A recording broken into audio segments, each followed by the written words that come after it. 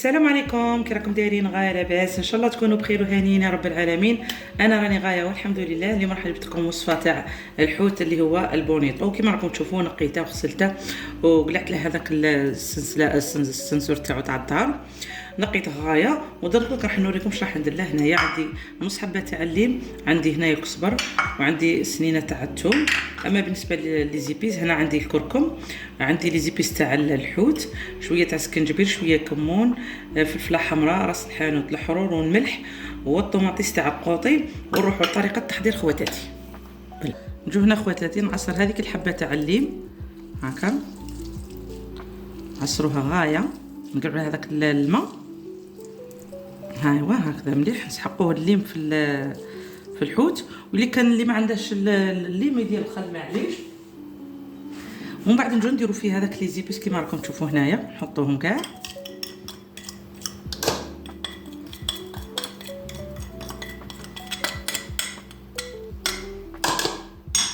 ونروحو نديرو السنينات هذوك تاع الثوم، نزيدو معاهم هذوك الكزبر. غادي يجي شباب هذا الحوت، غنديرو بلا في كوشه، ونزيدو معاه شويه تاع زيت الزيتون، حوالي 2 مغارف حتى 3 مغارف تاع زيت الزيتون هكذا. الدرسه هذه تجي شابه بزاف علينا صايي. ونخلطوا هذه الدرسه كيما راكم تشوفوا باش تجينا الحوت بنين ويشرب لنا. هذه هي. دوك نعاود نرجع لكم خواتاتي. هنا من بعد جبت البطاطا وجبت الفلفله كيما كتشوفوا حارين، بصل، درت 2 حبات تاع بصل. ومن بعد راح نزيد عليها هذه الطماطم كيما كتشوفوا، نحطها هنايا ونحلها. انا قلت لكم قلعت لها هذاك العظم، ميم الراس تاني راني قلعته.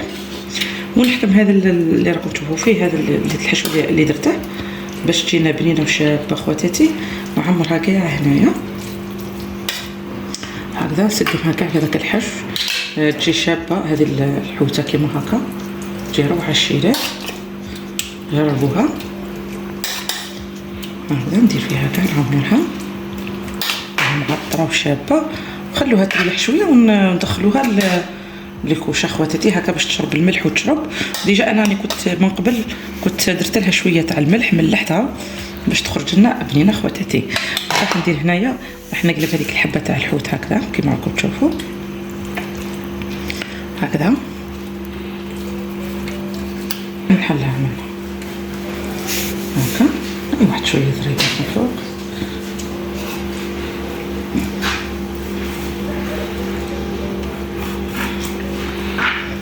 ونفس الطريقه يعني من تحت نديروا لها هذيك العفسه.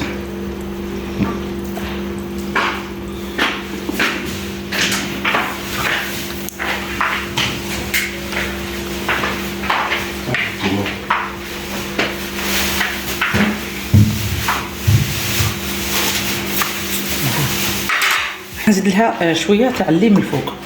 قبل ما ندير الليم راح ندير الطوماطيس هكذا في هذاك البلا. قلت لكم خواتاتي يجي شباب بزاف بزاف هذا البلا، يجي روعه.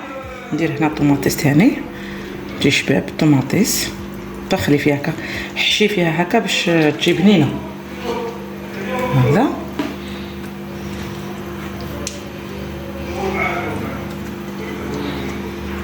هذه هي خواتي. هنا راح ندير لي طرونش تاع الليم فيها هكا، لي طرونش تاع الليم.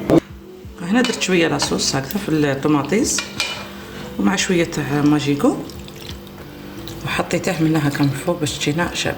هذا ما كان خواتاتي. تحكمت هذا البابي كويسو، يعني رحت غسلته شمخته بالماء.